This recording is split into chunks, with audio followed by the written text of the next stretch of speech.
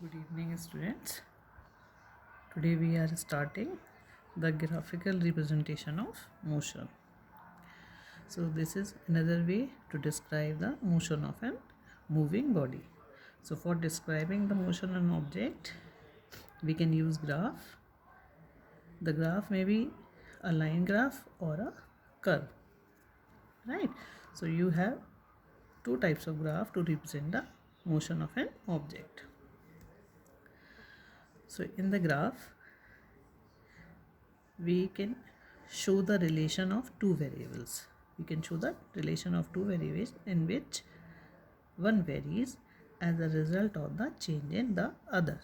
Means we have two variables, but one variable is independent and other is dependent of the first. So two type of variables are there. In one is independent variable and second one is dependent variable. So you can see here that I have mentioned in graphical representation we have independent variable, and this type of variable we have to take this along x-axis, and the dependent variable this we will take along y-axis. So we have two types of variables, one is independent, second is dependent, and independent variable we have to take along x-axis and dependent variable we have to take it along y-axis. Now the types of graphs. So we have to study two types of graphs, distance time graph and velocity time graph. Now talking about distance time graph. What is distance time graph, or you can say the position time graph? So in this type of graph we can represent the change in position of an object with time. So in distance time graph we represent the change in position with respect to time, and to represent these variables time is taken along x-axis as time is independent variable, and distance is taken along y-axis because distance is dependent of time. Now you know that the speed is the ratio of distance and time. So the slope of the graph, this position time graph gives us speed of the moving object.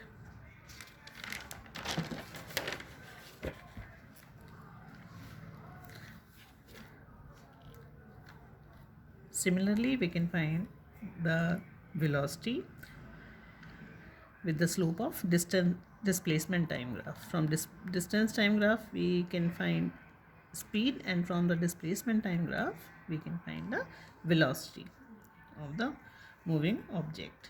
If the slope is positive, now we are talking about slope of the graph. So if the slope of the graph is positive, then it means object is moving away from the starting point. But if the slope is negative, it means it returning back towards the starting point. So with the sign of the graph we can tell the position of the moving body or object. Now we have three cases in position time graph. So it is position time graph for stationary object. We know that position of a stationary object doesn't change. A stationary object means the object which is not moving. So it means it doesn't change with the position of the object, it doesn't change with time. So it means object remains at its initial position at all the time. A stationary object means the particle is not moving at all. So it means its position doesn't change with time, or you can say it remains at its initial position at all the time. So the position time graph for a stationary object, it is a straight line parallel to the time axis. Here you can see the graph. It is a graph for the stationary object.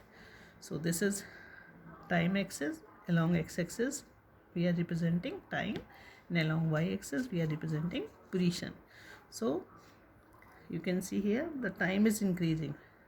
This is the graph for a stationary object. So here you can see that the time is increasing, but the position is not changing. It is same for the increasing time. Now the case 2. In case 2, we have position time graph for uniform motion.